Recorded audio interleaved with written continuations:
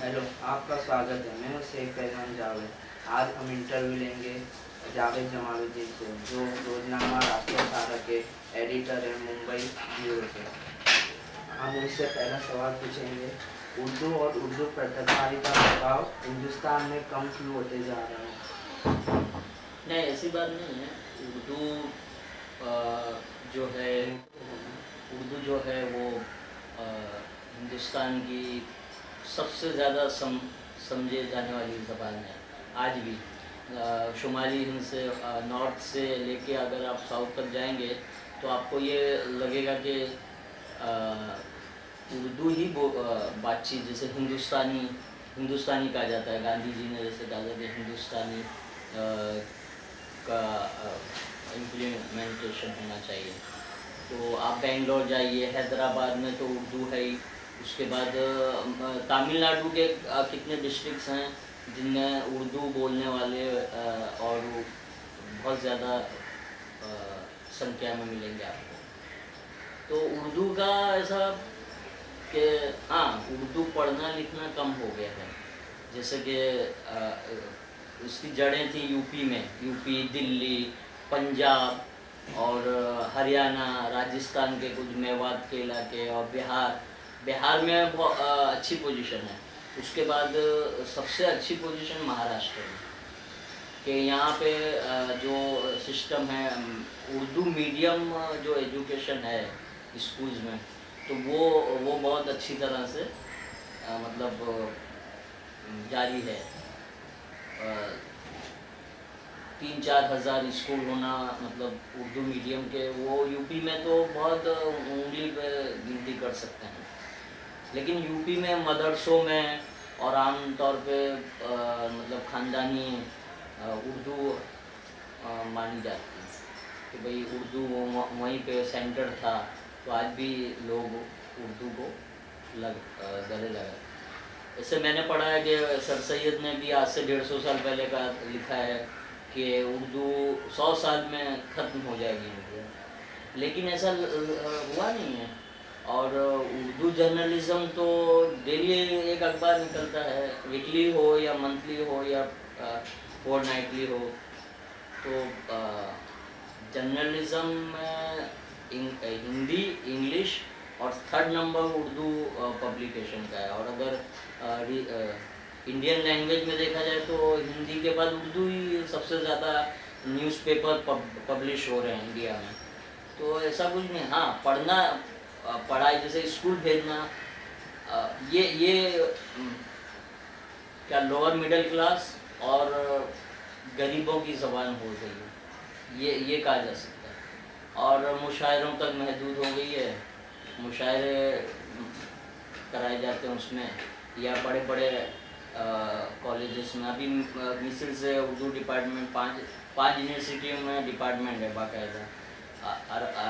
हम लोग सऊदी अरब गए उम्रा के लिए, तो वहाँ पता चला कि तख्तियाँ लगी हैं जिद्दा से लेके और मदीना, मक्का। और ऐसा बिल्कुल मतलब लगता नहीं है कि बाज़ारों में बातचीत करने में कि हम अरब मुल्क में हैं। तो दूसरी जगह फैल गई है। कनाडा में तो बहुत ज़्यादा उर्दू। खैर, हिंदुस्तान की ये है कि यहाँ पढ़ना कम हुआ है, लेकिन मदरसों ने और निचले तबके ने अभी ज़िंदा रखा है। क्या आपको लगता है कि नई तकनीक जो आने से, कंप्यूटर आने से, पहले लोग लिखते थे और अभी कंप्यूटर पर डायरेक्ट टाइप करते हैं, तो उससे भी उर्दू को ख़त्म कर दिया गया? नहीं, उर्दू की तो इतनी साइड है कि कीबोर्ड हमको ज़रूरत ही नहीं अपना। जैसे कंप्यूटर, अगर अभी मोबाइल पे भी कीबोर्ड देखिए, अच्छे मोबाइल पे तो उर्दू का कीबोर्ड है। बाकायदा उर्दू पर टाइप करके उसको यूनिकोड में लेके और आप बाकायदा उसको भेज सकते हैं मेल से। मेल हो रहा है, गूगल, ये हर मतलब साइट जो है।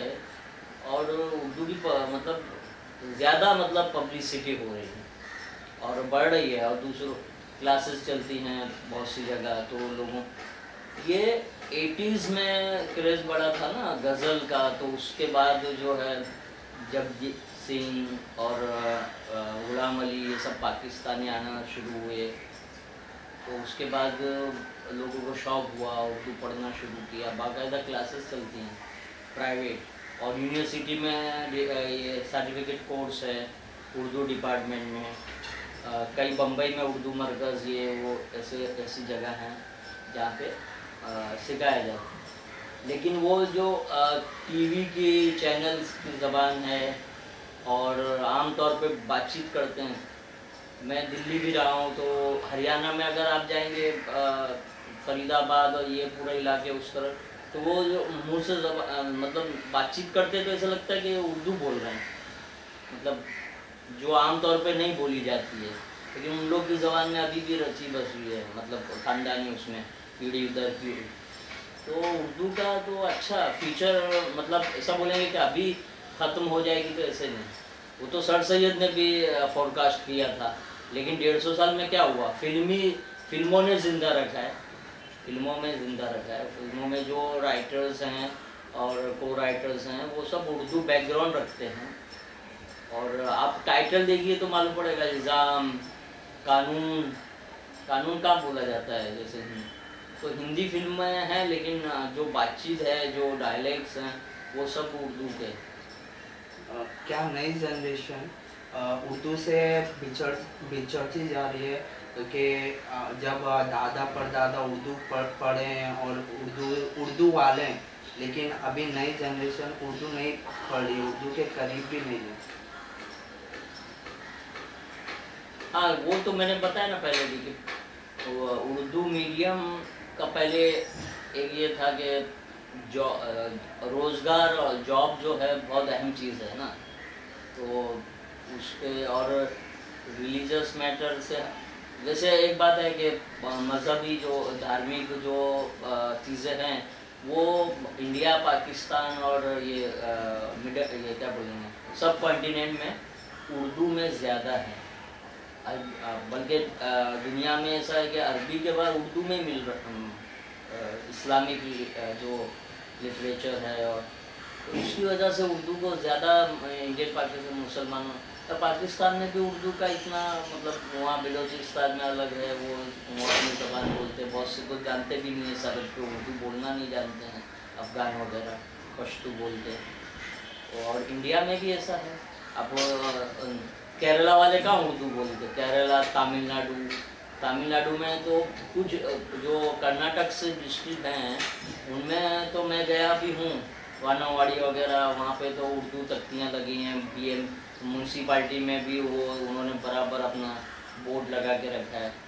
बेंगलोर में सड़कों के नाम लिखे हुए हैं जगह जगह उर्दू में, जो मतलब उर्दू लैंग्वेज डोमिनेट इलाके हैं।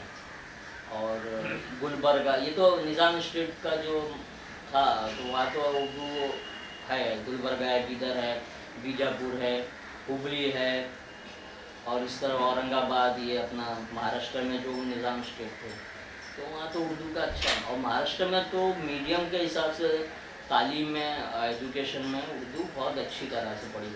और उर्दू अभी 10 साल पहले तो कई बच्चे जो एसएससी में टॉप किया है उन्होंने, तो फ्यूचर तो ठीक है, जो चाहते पढ़ाते हैं, बहुत से पढ़ाते। हम लोग ने उर्दू मीडियम से पढ़ाई की, और आज क्रेज नहीं है, अब तो बच्चों को बहुत भेज रहे हैं अब। अच्छा, बीएमसी में भी ये भी रिकॉर्ड है कि मतलब ऑफिशियली रिकॉर्ड तो ये कुछ दिखा रहे हैं, लेकिन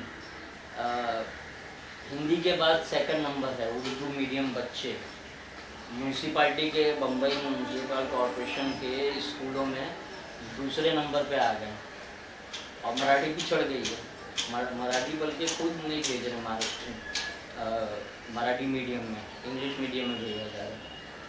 वो ऑफिशियली वो बता रहे हैं कि सेकंड नंबर हिंदी, फिर मराठी, फिर उर्दू है, तो उर्दू 2 नंबर पे आ गई है बच्चों की उसमें तादाद में।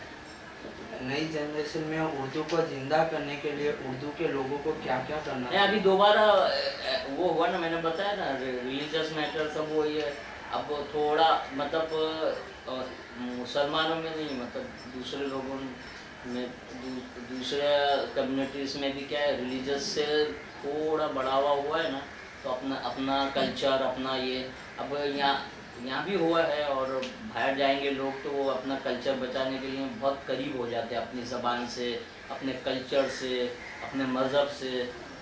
तो पढ़ने का शौक़ हो रहा है अभी कि भाई ये, लेकिन वो ज़बान से मसला नहीं है। हाँ, उर्दू का अभी 100 साल तक तो ठीक है फ्यूचर, मुझे तो लगता है इतना मतलब नहीं है, लेकिन पढ़ लेते हैं बच्चे, जैसे अरबी पढ़ने जाते हैं ना तो वो पढ़ लेते हैं, बड़े बड़े जो वर्ड्स रहते हैं वो पढ़ लेते हैं, अंदर भी पढ़ लेते हैं।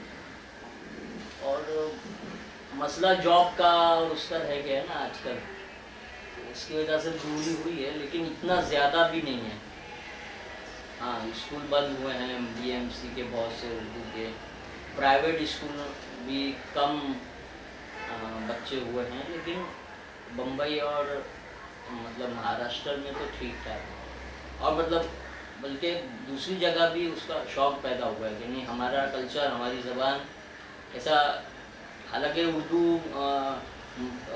माइनॉरिटी कम्युनिटी की ज़बान नहीं थी, बल्कि दूसरे भी बोलते थे, बड़े बड़े शायर हैं और लीडर हैं जो उर्दू अच्छी तरह से, जवाहरलाल से लेके और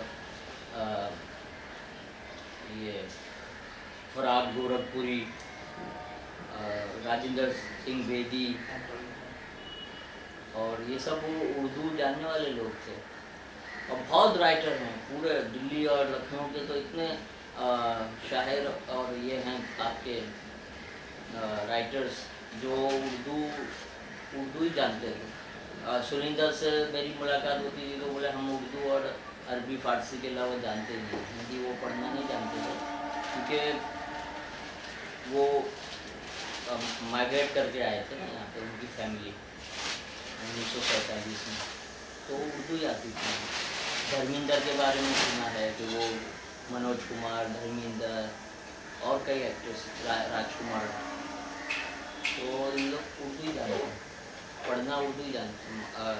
धर्मेंद्र का तो शेरी मजमुआ भी आया है, मतलब वो शायरी भी करता है। तो उर्दू को तो फिल्मों ने भी बहुत ज़िंदा रखा है, और फिल्में हैं तो जब तक उर्दू तो है ही, क्योंकि वो आम समझने वाली ज़बान है ना, वो रेडियो या टीवी या डीडी की ज़बान नहीं है कि मतलब एकदम सख्त लहजा हो। और हमारे साथ बात करने के लिए थैंक यू।